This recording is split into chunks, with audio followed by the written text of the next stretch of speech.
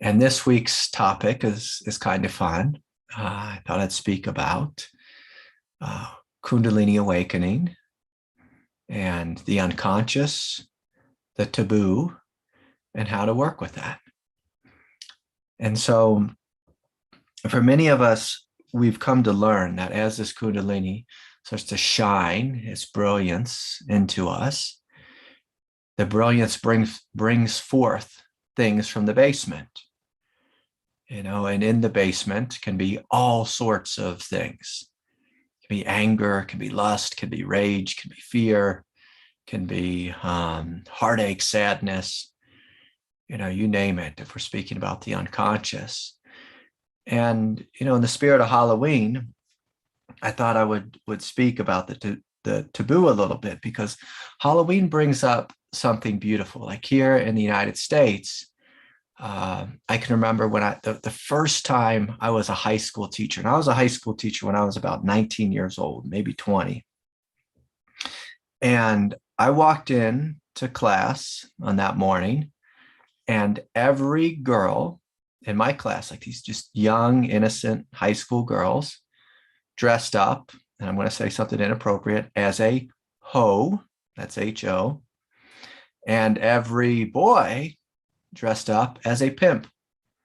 And I said, boy, I didn't realize like that's what we're doing here. Like when I was a kid, I would in high school I'd dress up as an army man, or I was already a hippie, so I'd be a super hippie, but every boy dressed up as a pimp and every girl, literally every single one, is shocking to me, dressed up as a hoe. And I don't even think I've ever said that word, H-O, but I just did. So I was shocked. I was like, well, what is this about? And if I go out on the streets, say on Saturday night here in the US, I'll see a lot of women dressed up in, skimpy costumes, and men wearing gory costumes. And, there can be women who are witches, that type of thing. But, this is what's taboo. It's like these parts of ourself that are unexpressed, unacknowledged. And in real sense, if we're speaking about our sexual nature, this is our animal nature.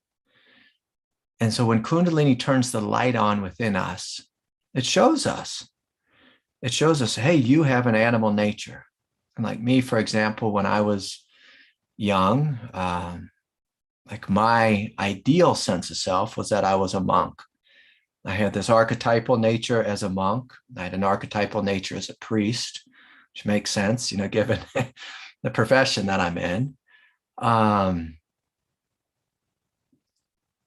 But of course, I also had a sexual nature, and eventually that led to me having a family. But I was shocked when I was a young monk, and I had just all these desirous thoughts coming into my consciousness. And there were periods of time when I would sit in meditation and I would just be flooded with, I'll just say this word, with, pornographic, lustful, just fantasies. And so I'd be sitting there saying, Om, doing my thing. And this happens to anyone who's meditated long enough, is we come face to face with these parts of ourselves. So I'll say I was equally disturbed when my anger came forward into the light, or with sadness. Sadness was pretty easy for me to work with. But, my victim nature would come into light, like all these things. And oftentimes the Kundalini would light them up for periods of time. So say like I worked with desire, most especially when I was trying to be celibate. And so here the spiritual superego has an idea of how I should be. The unconscious has this different idea of how one should be. And the Kundalini, in a very impersonal way, will just shine the light of the contents of your mind, or the contents of the 7 chakra centers. Now, the mistake almost everyone makes is, if I'm thinking these thoughts, I should act them out.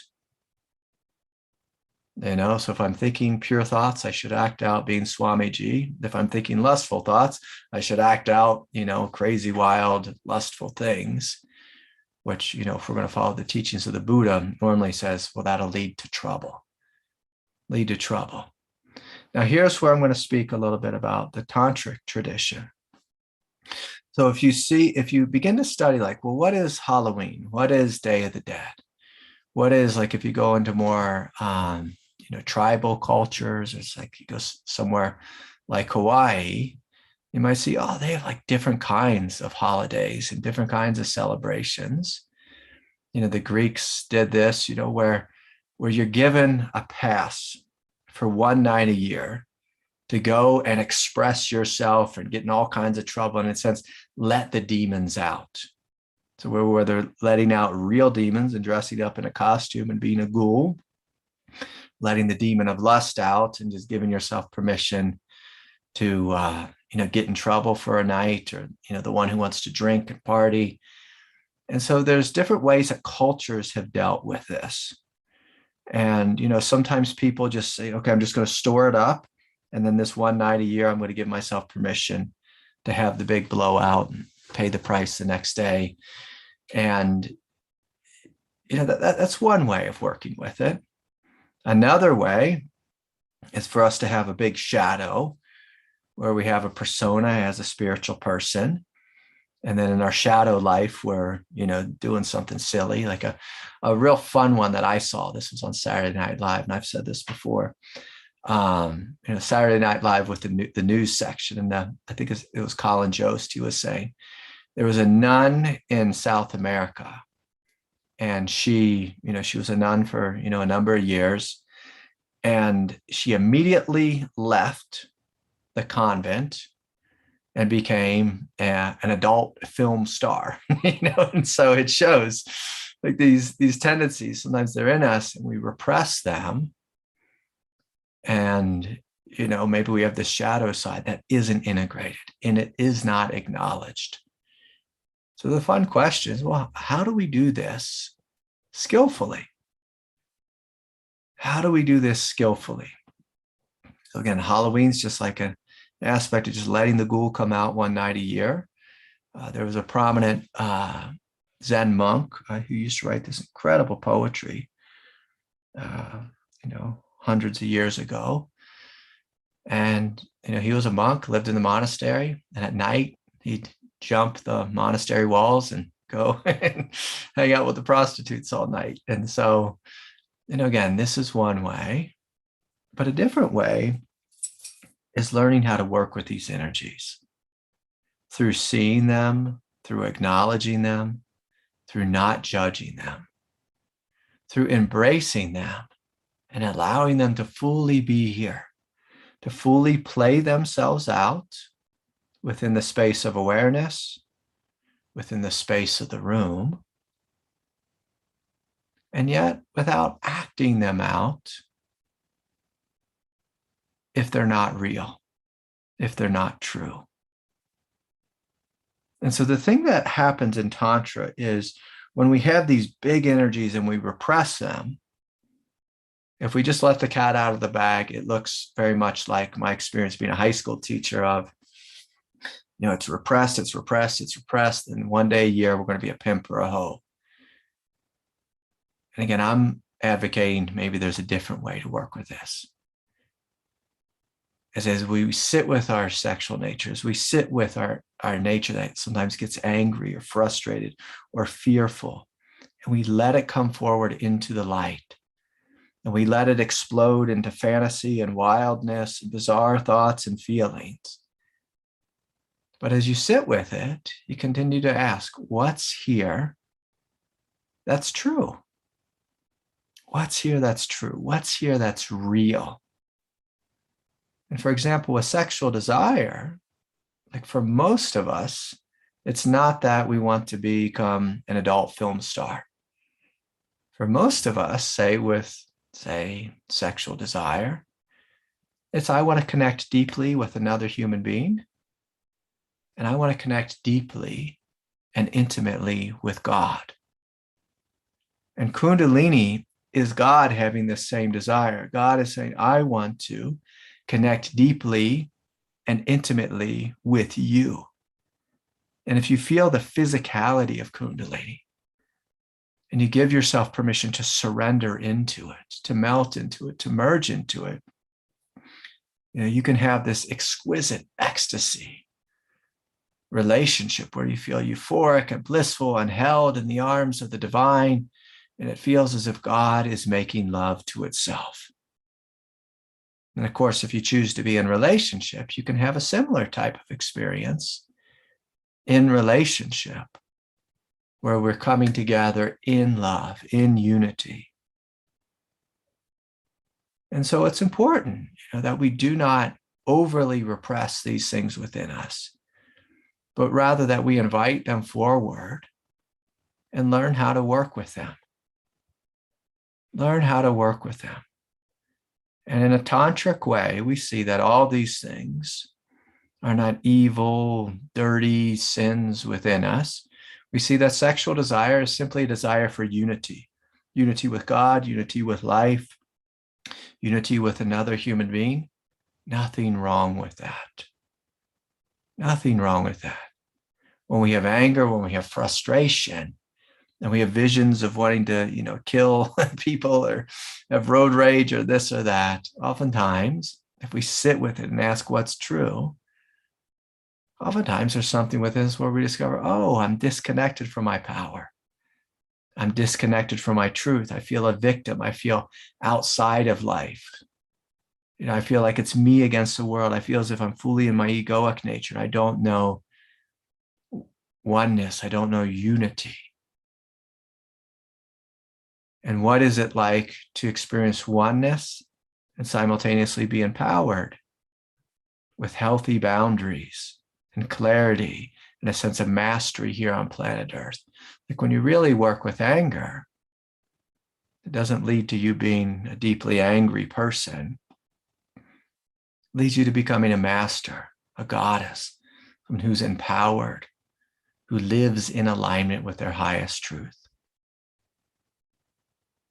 And so if we work with, say fear, when we face all these inner demons within us, whether it's a demon of addiction or a demon of desire, or a demon of anger, a demon of sadness, demon of jealousy, whatever it is, when we work with like external demons, we begin to realize I am a powerful soul.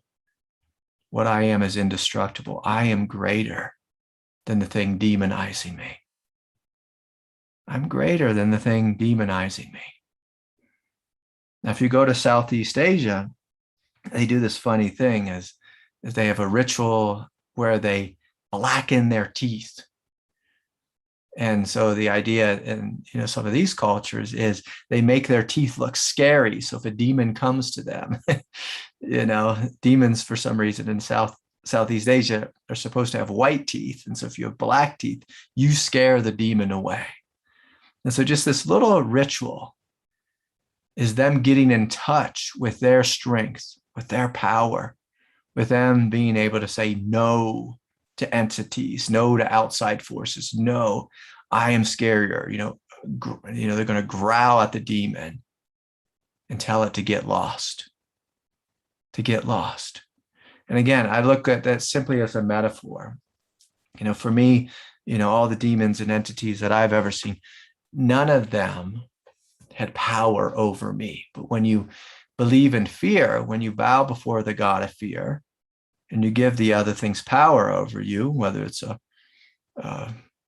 teacher or father or mother, sister, brother, or an entity, you become powerless. But when you stand in your truth, when you stand in your power, and you look at these things and you smile at them, you laugh at them, you growl at them, and scare them away. Scare them away. And again, this is mostly a metaphorical thing that I'm speaking about. People who get possessed by entities, oftentimes they're disconnected from their power. People who are empowered don't become possessed by entities because they're too powerful. And so there's all different types of ways of working with these things. And of course, me being a spiritual guy and being someone who's been on the path of meditation for years, I've learned how to face these things internally And that's what Kundalini is inviting for all of you. As these things come into the light of awareness, are you going to believe the thoughts that come with them? Are you going to believe the feelings that come with them? Or are you going to stay rooted in the truth and say no to that which is untrue and yes to that which is? And please, if there's any part of you that does give into something, say, for example, like desire, and you play with desire, you act it out in a way that's, say, playful. Like in that moment, are you going to allow yourself to be human and to have desires? Are you going to allow yourself to eat cake? Or are you going to judge yourself and attack yourself with this secondary force of superego? Are you going to say you have to do, 108 Hail Marys because, you had a desirous thought? Or are you going to smile at the human being and give yourself permission to play a little bit here on planet Earth and see like, oh yeah, like this is part of my nature. If God didn't want there to be desire, God wouldn't have made, male and female or masculine and feminine or this attraction of opposites. God wouldn't have made sex and sexuality. If God never wanted us to have anger or power, God wouldn't have made these things. And so can we open the door to these and give ourselves permission to see them and to learn how to work with them from a place of truth, not from a place of letting the desire own you, but from you being an embodied person who's rooted in the heart. How does that person respond to anger? Do they work with it and let it transform into power? How does that one work with, say, desire or lust?